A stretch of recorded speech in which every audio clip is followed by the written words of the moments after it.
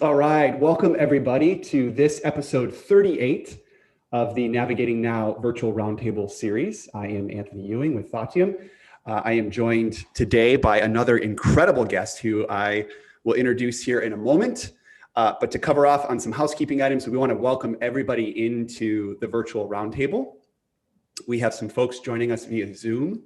We want to welcome everybody who has registered and are attending live virtually in Zoom. If you'd like to interact with myself or our guest today, please go ahead and drop a line in chat. We will be monitoring that throughout. As well, we want to welcome our LinkedIn community. We have more and more folks joining us each week from LinkedIn. We go live to LinkedIn every Thursday at 3 p.m. And if you would like to say hello, you can also do that in the comments.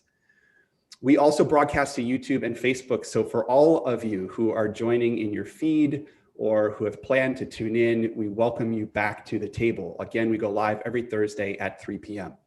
This is episode 38. We're coming up on almost the 1-year anniversary of the kickoff of the virtual roundtable series brought to you by Thatium. This has just been an incredible journey. And as we continue to go, we continue to unearth some of the most profound and interesting leaders who are at the forefront of a lot of the change that's happening in today's world and today's marketplace. And today we have one just incredible leader that has so many jobs and so many roles and carries so many titles. But at the end of the day, she is unapologetically confident. And today we have Christina Glickman. She is a mother, an author, an entrepreneur, and an advocate. And she also is just an incredible force of energy right now in today's business community, as well as building communities of her own. So Christina, thank you so much for joining us today. Oh my goodness. Thank you for having me. I've been looking forward to this conversation. We have too. I know we have an entire team that are tuning in today that are just so thrilled to have you. Michelle Thomas, a big shout out to Michelle, one of our managing consultants here at Thatium, introduced you to our team. And we just saw so much incredible energy coming from you and your message. We had a few folks take a look at your book, which we'll talk about. And I think everybody's just so fascinated with the different dimensions of Christina Glickman. And today is all about those dimensions and how we can recognize and honor the different dimensions that we have as business professionals and also just as humans. And so there's so much to talk about today, Christina. I want to start maybe very specifically. Let's define confidence and this idea of unapologetic confidence. What does that mean?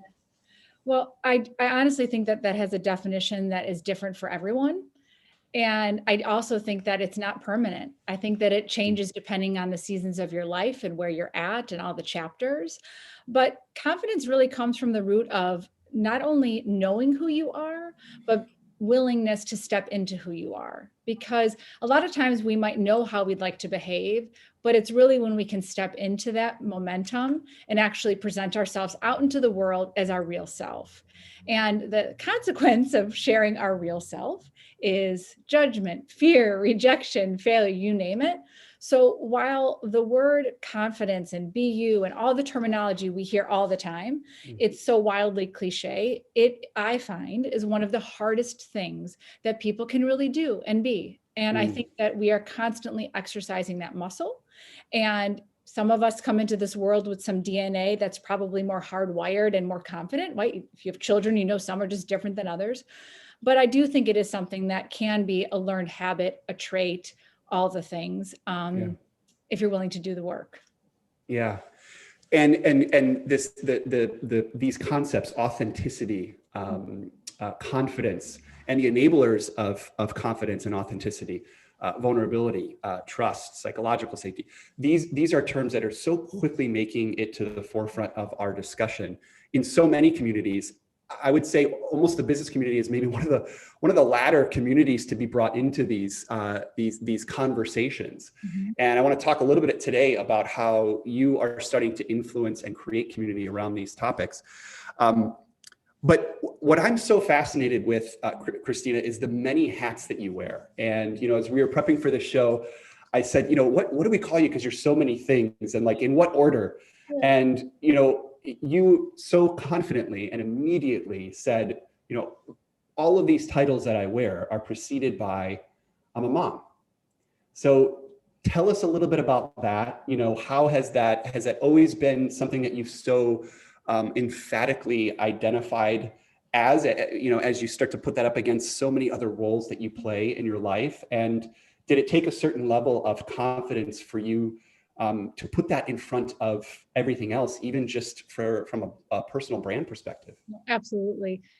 Prior to children, I spent 12 years in advertising. So I wore that badge very proudly, that I, went into advertising and was in client service, and that's a very sort of young industry to go into, and you have to stand proud even when you are not very confident and all the things. And it wasn't actually until I became a mother that I realized the power was me accepting that I don't know things. And that's counterintuitive to how we are supposed to show up. I used to say, I'm sure many generations, it would be the whole fake it till you make it. That's what you do. Now, to me, that's exactly the opposite of what I want to be. I don't want to fake anything. I want to be able to come into a room and confidently say, I'm showing up as me. I don't know everything. I'm not the master, but I'm open. I'm curious. I'm humble. I want to learn from you. And the moment that we suggest we don't know everything, that seems like, well, then you're not confident, or you shouldn't be at the table where you're at. I think it's the opposite. I think that when you have somebody in a position of power or privilege or whatever you want to call it, the moment that they can disarm themselves and say like, hey, wait, I don't get that, or that doesn't make sense to me. There is, an invisible thing that happens where the entire room's shoulders go down, because you're giving this oxygen to the fact that we don't have to know everything. And that to me is when you show up confidently. And I think it was the years as I became a mother that I realized that, I'm many things and I'm many ands. I used to be, in the business world and a mother, and I can write a book, and I can lead an organization of hundreds of women. I can do all those things, but I also don't have to identify as one. We're so eager to put a title on who we are and what we do. And most of the time, that title, that seems to lead down a road that isn't always positive, because the success metric that is set up for it, like, are you a mom and you stay home full time and you're the head of the PTA? Or are you the working mom who you've got nannies and you're head of the company? Or are you like, I get to be whoever I'd like to be in the moment. And guess what? I can also change and pivot, which, if we know in this pandemic, pivoting is critical.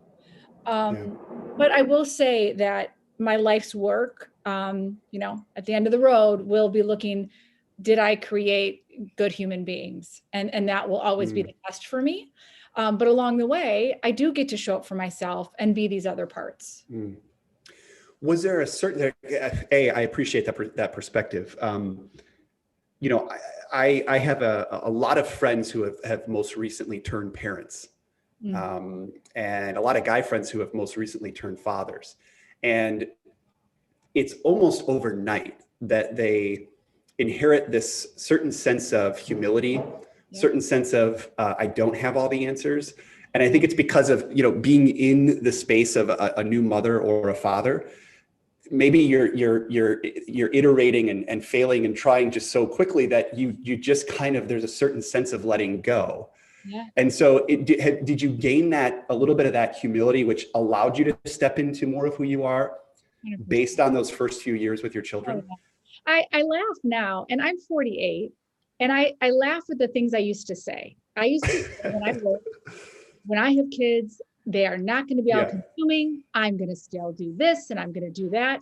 And I really try to just listen when somebody else is sharing that, because, they're on their own life's journey and they'll figure it out when they get there. But what it's taught me is, first of all, if I haven't walked in your shoes, that I should say, I don't really know how I would be.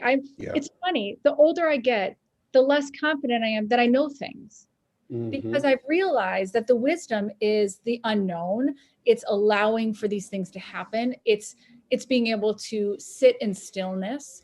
It's, staying your own course when everybody else is going somewhere else. And I feel like the moment that you can just really show up just as you and be clear on that, they say the real privilege of life is, being who you are. And Mm. I'm confident that anyone here would say, when you're really who you are, you feel really good. You know, when we're Right. trying to show up as something else or imposter syndrome or all the things, I will fail every time, or I will only get so far if I try to show up in this life and say, oh my gosh, I love what you're doing here, talking to people. I want to be just like you. I can't. And so a lot of times when people will say, well, you know, oh, I want to do this because they've had success there, so I would like to do that. And I always stop everyone and say, you know, you need to be the best version of you. Yeah. That will always be your superpower. Like, Yeah. you know, and yet that's hard. It's hard for people to do. So, you know, I want to touch on this because as somebody who just recently joined the 40s club, if you will, very recently, I am so fascinated at even just the difference between kind of this stage in life today versus absolutely draped in black. And, you know, there were tombstones and black, you know, and it was over the hill. Yeah. And, you know, and yes, that was a bit of a parody. But along with it, just in society in general, I think you had more of that kind of midlife crisis. And I've been learning a little bit about that. I actually watched a great podcast the other day that was talking and kind of defining how this concept of the midlife crisis has evolved over time. And it's almost no longer a crisis as much as it is a letting go or a newfound understanding of, to steal your term, the art of just being. And so do you feel like today, you know, we have more of a platform for this kind of self-awareness and this acceptance, particularly, you know, in our late 30s, early 40s, when a lot of this introspection happens. We're more positive, we're more inward looking, we're a lot less, you know, on the other side of the hill or in some sort of crisis. And maybe that's because we've got the tools available or a better just understanding of how to go inward at this point in our lives. What are your thoughts on that? Well, I think that there's a lot of us breaking up with stories and narratives of what used to be. I also don't think that we are, you know, we're on a bridge and we go over and then we get to the other side. For me, I always say that I'm in a continual building of myself, and I'm not sure I will ever really arrive. I hope that I'm just continuing to learn. And I no longer feel that it's okay. So you have kids and then they go to college and then you've got your next chapter. I feel that we're slowly breaking down that kind of path now, where I would much rather talk about it in the sense of, you know, you are your personal brand, you are you. And what did I come here to do with my life? Period. And I get to decide along the way when I want to ignite something, when I don't, that we don't have to prescribe to. Because again, some people, they don't want to get married, or they get married and have no kids, or whatever it is. It's breaking up all of these conversations that no longer really hold true, and stepping outside and giving other people permission to do it. Because again, if I see you do it, it makes me think I can do it too. So if you want to start to have a career at 60 making socks, then go make socks. Like I just feel like we're giving so much license for people to explore, try things on. It's no longer like you are down that other side and like now you go play golf or something. I don't know what you do. But I kind of feel that, first of all, you know, a purpose-driven life to me is the golden bucket. So I can't imagine, you know, at a certain age kind of being done. I mean, it would be nice to have financial freedom to explore the things you'd like to do. However, I hope to always be curious and open to learning and recreating myself. Because if you don't, like, that sounds kind of boring, doesn't it? It absolutely does. It absolutely does. What would you say, you know, if we have this kind of collective, you know, desire to become more confident and more ourselves, how has the last 12 months affected this movement? Yeah. Well, number one, I mean, no matter where we are at in our lives, pandemic or not, we crave connection and we are hungry for it. And so in a lot of ways, the pandemic increased that because people that couldn't go out for coffee or see each other, or family members that lived elsewhere, you were forced to get on a screen, or you were forced to, and it did, I think, strengthen those threads of, connectivity. And I think that ultimately it was a gateway for us to explore things we never would, because we had more reflection time, and I think everybody came to it at their own time in the journey, right? Like, some people came out of the gate baking bread and cleaning their house. Other people were just like, I can't get off the couch. Other people started to write a book. Like, everybody came to it in their own way. But I think the important part of it all is this whole sentiment of, how dare I waste the time I was given? And I don't mean productivity. I don't mean the doing. I mean the being. The doing of the lists and the success metrics and the productivity, that's not really where it's at. Where it's really at is in the being, because we spend so much time either, thinking about the past, worrying about the future, that we aren't present. And that's the other thing, right? This whole idea about being present. And I think we're hardwired for presence, because ultimately I think that being aware of the present allows us to have gratitude, allows us to look around, allows us to realize that tomorrow is not a given. And again, everything we're talking about here, we've all heard this like 5,000 times. Yeah. But the intention of listening to that message and showing up in your life doing it is the difference. Because people will say to me, if I make mention of something that I was afraid to do, they'll say, oh my gosh, but you run courses on confidence. How could you say that? And I'll say, but the difference is this. The difference is I don't stop myself from doing it. But I still have, oh my gosh, I have fears every day. Like, that's just how it goes. But the difference is when you don't allow yourself to actually step into something, because the consequence to that action is too paralyzing for you, and you're not willing to do it. Yeah.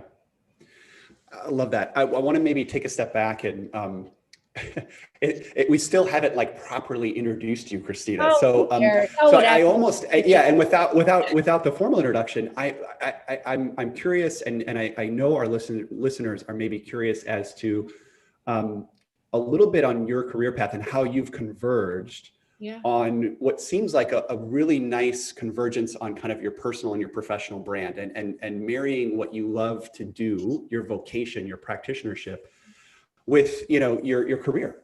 Right. And take us through a little bit of kind of your career journey and how some of these pieces, both your previous life in advertising, to the work that you're doing right now as a managing director at Beautycounter, to also the work that you're doing in building a platform and a community and a brand, and writing the book. Like, I'm sure all of those things didn't just come together in one magic hocus pocus. What was the progression, and maybe along the way, what were some of the big learnings for you? Oh, okay. Buckle up for Messy Town. So as I tell you this, I would like to point out that one of these things was actually planned. So I'm going to tell you how the story unfolded. However, there was no grand plan. And the lesson in this, I believe, that I continue to believe, is that when you sit in the unknown, that's where the magic happens. And you just have to have movement, because movement is hope. So advertising for 12 years. My husband does the same thing. I decided to stay home with the kids because it just was too much. My youngest Rocket was going back to school. So I tried on wearing the hat at Beautycounter because it was a flexible lifestyle, a mission I felt good about. All the things were wonderful. And during that time, which was just now cut to a couple of years ago, a thriving career there, an advocate for health protective laws, all the things. I looked at my husband one day and I just said, I'm missing a piece of creativity for myself. And again, not because I needed time to be filled, but a piece of me that I felt I wanted to explore. And it really started here. And this is why it's important. I love clothes. And so I said, I don't know, maybe do you want to take pictures of me in my clothes? And he's like, okay. Does that make him the first ever Instagram husband? I probably. So he did. And not that your listeners will, but if you look at the only reason I even got onto Instagram 2 years ago is because at the time my teenage son was on it. So I felt like I had to be. And my beginning pictures all have my pictures of my head cut off, because I thought, maybe I'll just show some clothes. And immediately I was asked, are you trying to be an influencer? Are you trying to be a model? Which made me laugh. Yeah, at 47 or kids, I'm busting into the modeling scene. And so the reason I share that part of the journey is because The moment you put anything into the universe, you are going to be asked questions that cast doubt.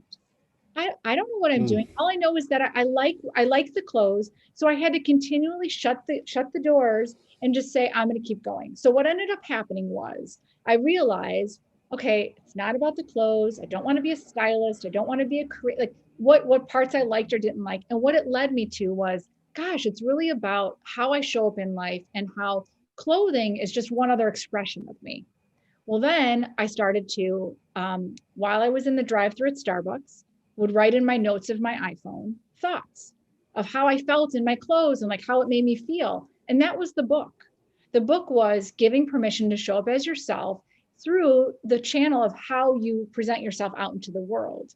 Yeah. And the reason I share that is because had I not just said, I want to do something, whatever it might be, I would never have gone here. And what ended up happening with the book was I really wanted to speak to women particularly, to talk to them about, how they show up in the world.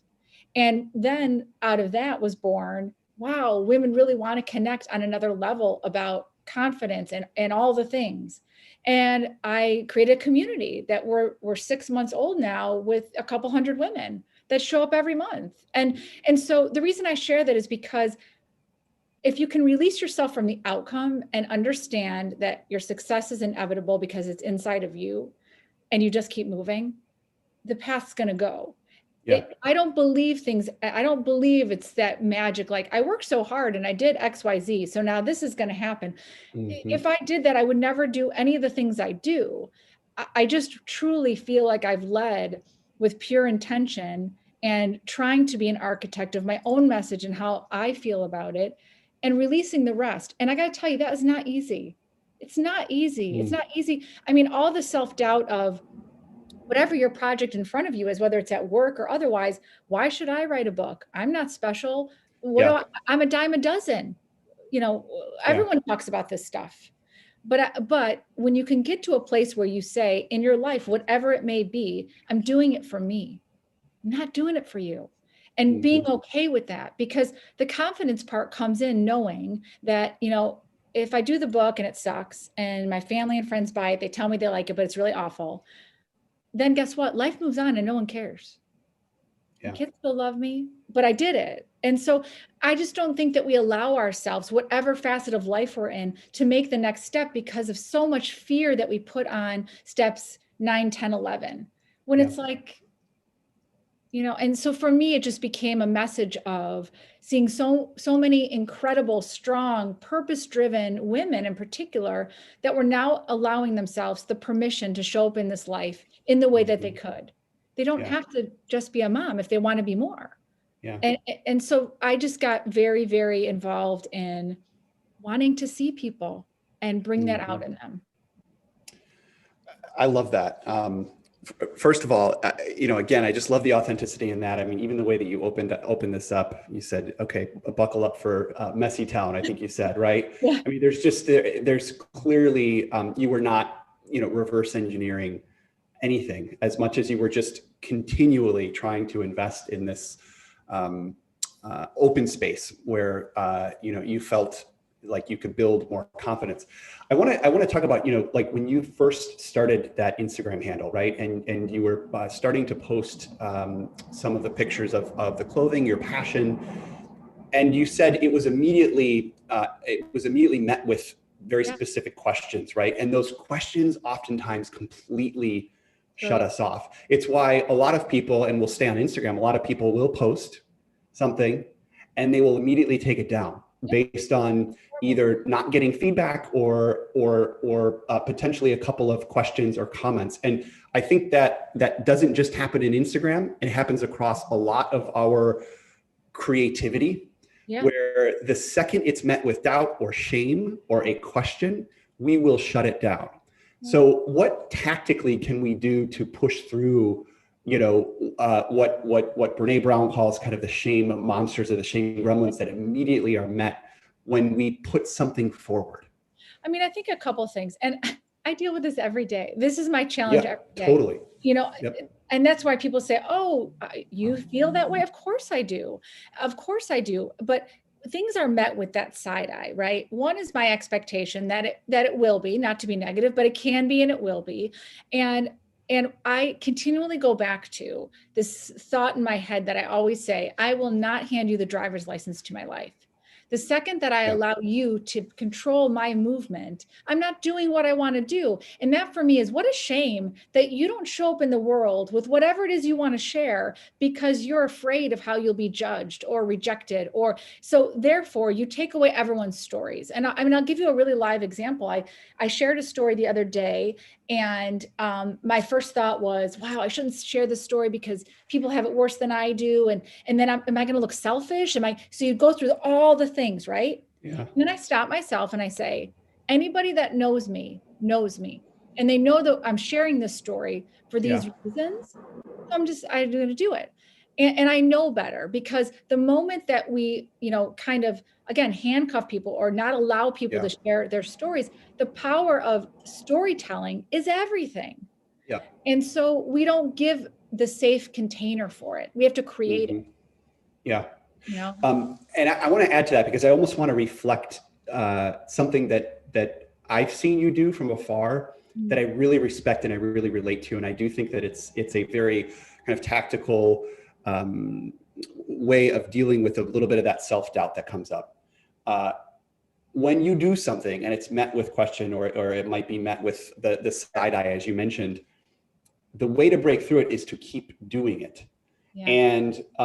And there's repetition in that. And there's also accountability to those people who do believe in you. So one of the things that I've noticed that you do, and I think you just have an incredible presence, particularly on social media. And so, I'm always tuning into your Instagram stories.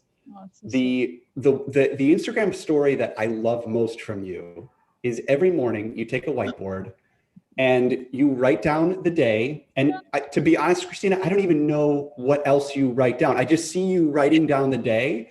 And to me, that means that you are showing up. Yeah. And as somebody that is a part of your community, that's extremely important for me. And it's also extremely empowering to know that you are there and you're out there and you're doing. And so to me, that is you providing that confidence and that empowerment to your community. But I have to imagine, because I do this with certain kind of repetition, certain activities that I do, it's also, it also instills confidence and accountability to myself personally. Do you feel that way about some of your regular touch points? First of all, it makes me weepy that you say that, but I have to tell you the origin of that silly board. So my children are Montessori kids. And if you know anything about Montessori, the teacher writes the day down on a whiteboard. That's what they do. Pandemic starts March 17th. So cool. Start March 17th, pandemic. The first day I wrote on that whiteboard. Whatever reason, I decided to put it on my story. Again, I mean it wholeheartedly. I cannot manufacture and engineer my stuff. So if from a business point, my coaches want to shake me because I can't do a planogram and I can't do, because and again, I'm not flattering myself. I am a creative living person. I don't know what I want to share. I don't really know what I want to share. I'm going to share what I feel like sharing. And so, but that gave a cadence that for me in a pandemic gave me normalcy. I get up, I put the board on, I put our diffuser, and so our day begins. And you're going to laugh at this. I don't think we've missed one day. In fact, my daughter's appendix burst and I wrote it on the hospital board. Literally, we go on vacation. Vacation's a long word. Road trip in a car, isolated. And I have the whiteboard. It's become a silly thing, but at the same time, you nailed it, which I think is for the community, is that people want to see other people show up. Yeah. And not show up that in these massive ways, and that's the other thing, which is this whole narrative about, no one's crushing it. We're just trying to get through today. We're just trying to show up for our family, show up for ourselves, be okay mentally, and I think that there is some in that cadence. There is an idea of, okay, well, she got up. Okay, there's the board. All right, I'm gonna get up too. And that's the connectivity when you even asked before that this pandemic has provided, because I would not have done that had we not been isolated like that. Well, you have to know what that means to your community, and as a new member of even just your Instagram community, it really, really has an impact. And as an entrepreneur, it that type of cadence in folks who are like-minded or even not, it really, especially today, in as crazy as things are day to day, it instills such a level of confidence in me to know that you are showing up. And I want to thank you for that. That's so sweet. And I do want to point out though, but even in my house, my husband's like, "You're writing on that board again." Are you writing on that board again? And the more I'm very childlike, the more you tell me not to, I'm going to. Yeah. And so I'm like, I'm writing on that board for me because I like that, Yeah. And so that's kind of just the entire idea, right? Which is, if you can walk through your life and you're doing things with that filter, it really is going to present itself with the most open doors, with the most opportunity, because again, how exhausting to pretend to be somebody you're not. Yep. Exhausting. Are you the type of person that's more comfortable in I feel like I know the answer to this, but are you the type of person that's more comfortable in the process or more comfortable with milestones? I used to be milestones. This past year process. Yeah. That was a learned trait for me. Just this past year. Just this past year. Yeah. And I can give you a prime example of it in this very moment. And I just put it out on my stories because it was so vulnerable, is that I had wanted to do a TED Talk. And I shared with my community my whole journey. And just Saturday, I finished it, the 2-minute submission, the whole thing, right? Yeah. And I shared it.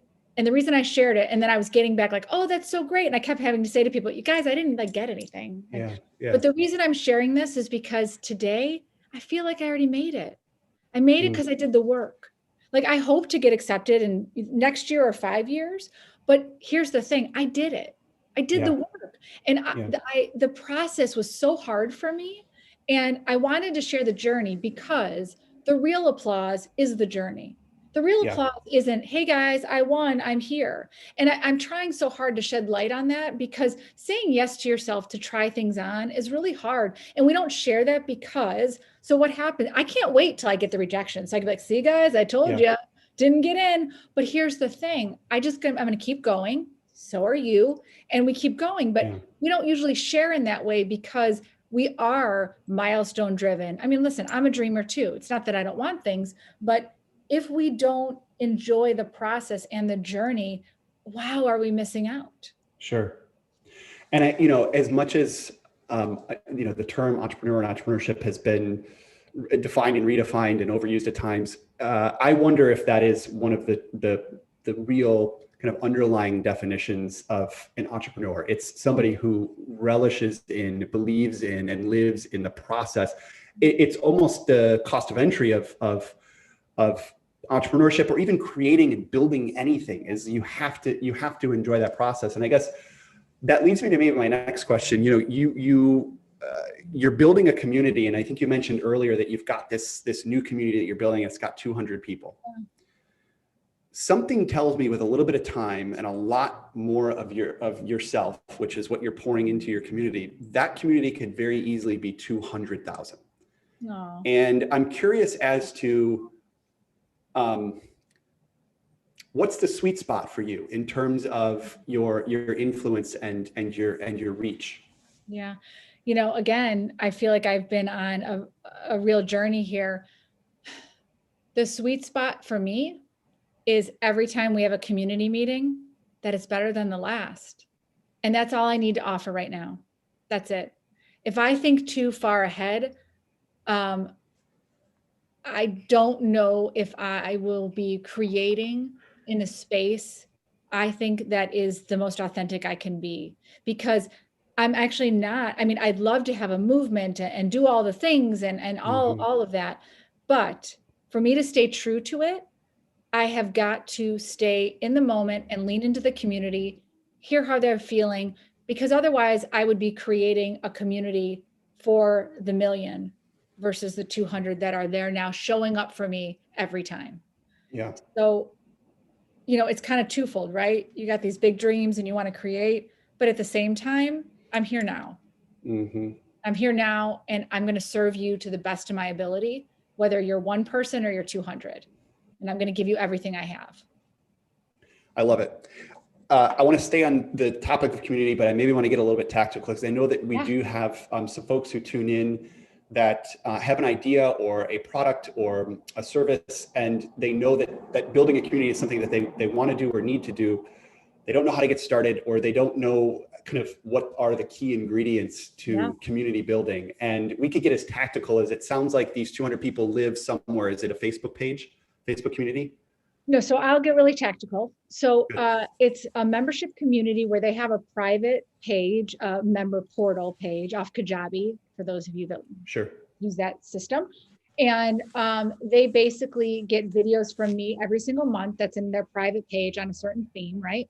And then we get together live 2 times a month as a community, right? And talk about that month's theme. And then there's a Facebook page, which is another community way that they can engage. And here's what I would say. Number one, if you want to create a community or a membership or anything, first of all, I would ask yourself, why are you doing it? Yeah.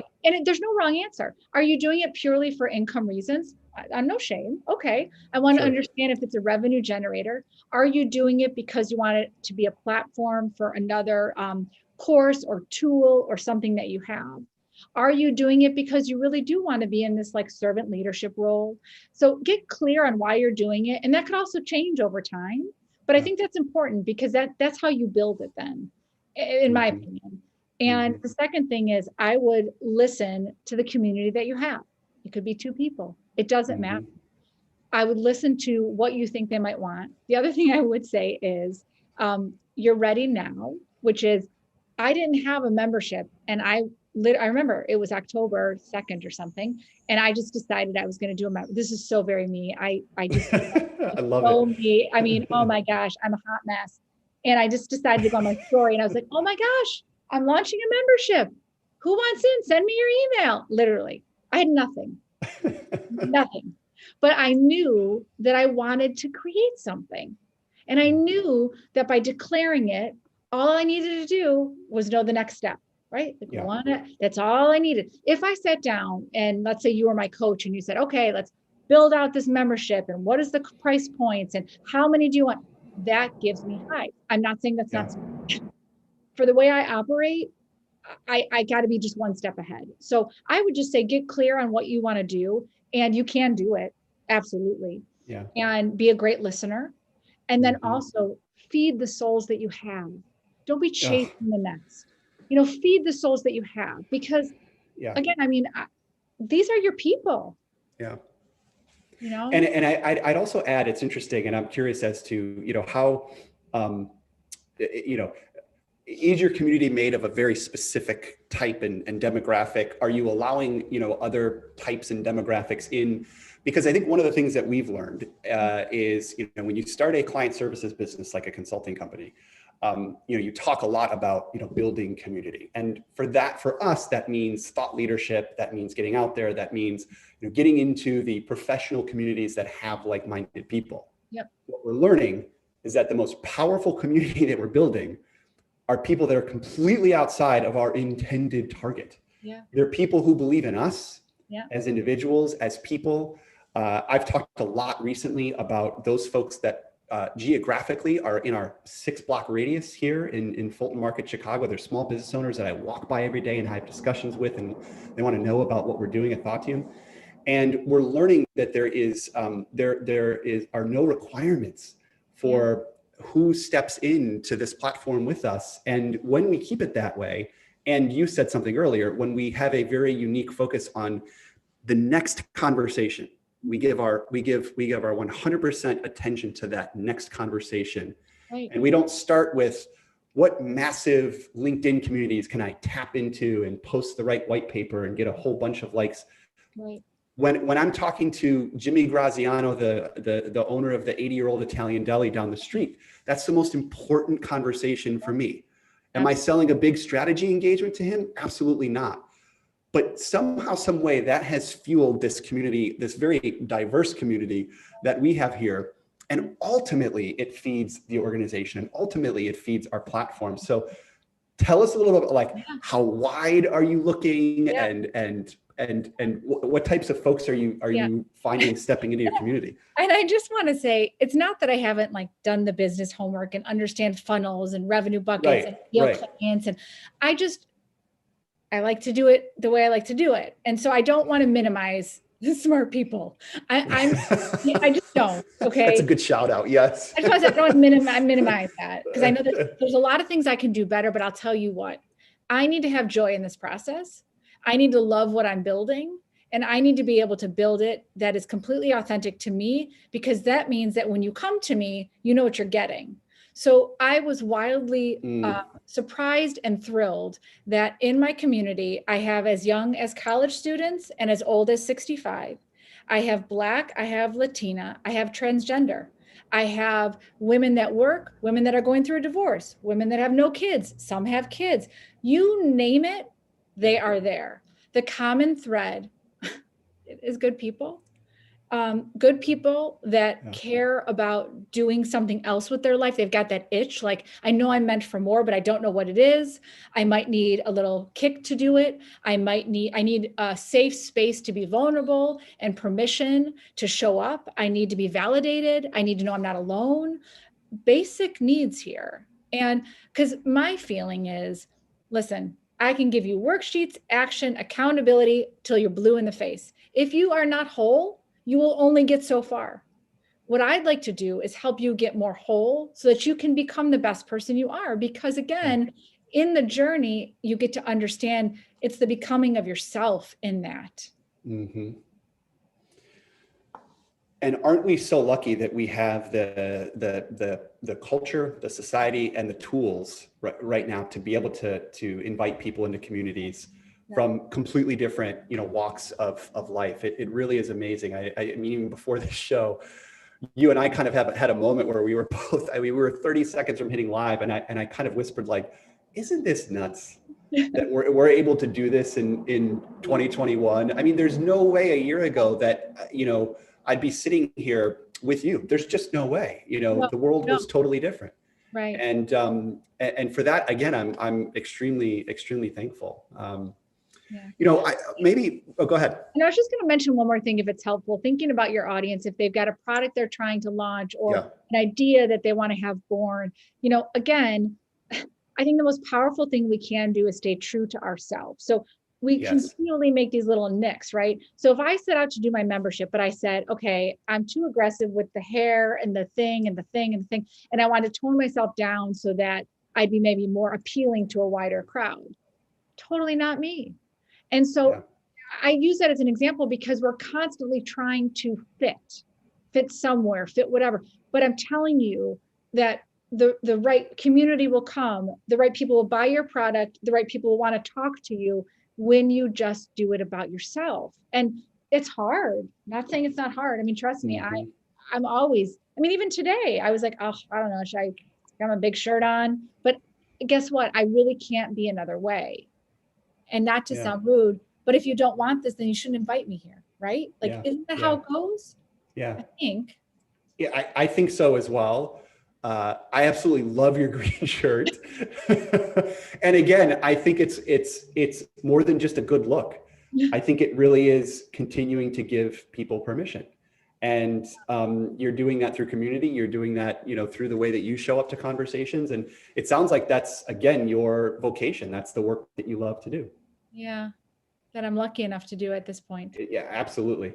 I want to maybe just, before we kind of wrap up, I want to touch on, we'll call it the future of leadership development. No, I mean, that's kind of a, it's kind of a corporate term, but at the same time, I know you do a lot of coaching, and I know you're in the leadership development space. I know your book, which we want to talk about here before we wrap up, it touches on a lot of these principles. And I'm just curious to you, or to ask, as this conversation has just gotten so much bigger and so much broader, and these topics now are just really at the forefront, and they're in large organizations and small organizations, where do you see all this going? I mean, is there still a broader discussion that we need to have? Is there going to be a point where we're going to start to really kind of converge on like some key principles, or do we still just need to be in a place of real divergence and allowing for all kinds of different thought leadership in the leadership development space to occur before we can,